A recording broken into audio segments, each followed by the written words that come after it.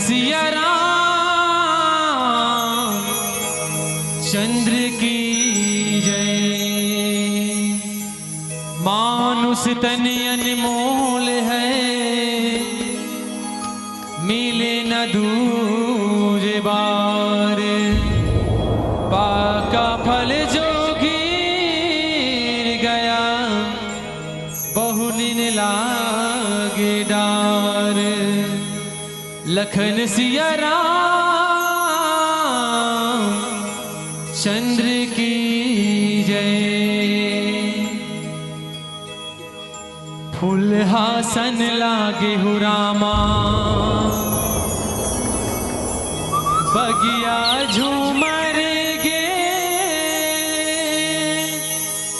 बगिया माँ जब आए, मन के पापिया बोले। हृदय माँ भक्ति समागे ना। प्रभु के महिमा गाए ना।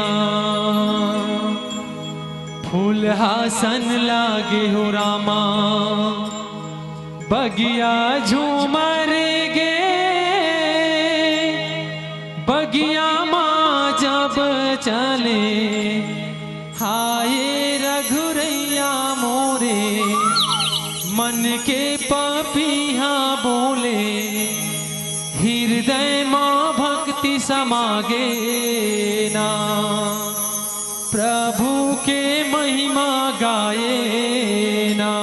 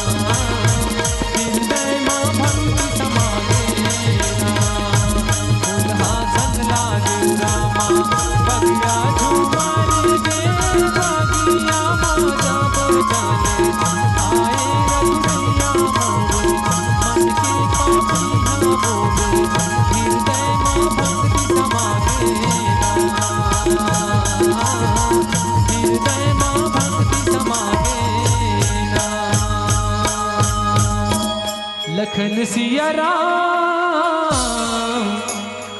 चंद्र की जय। अगर आपको हमारा ये वीडियो पसंद आया हो तो लाइक, कमेंट और सब्सक्राइब ज़रूर कीजिए।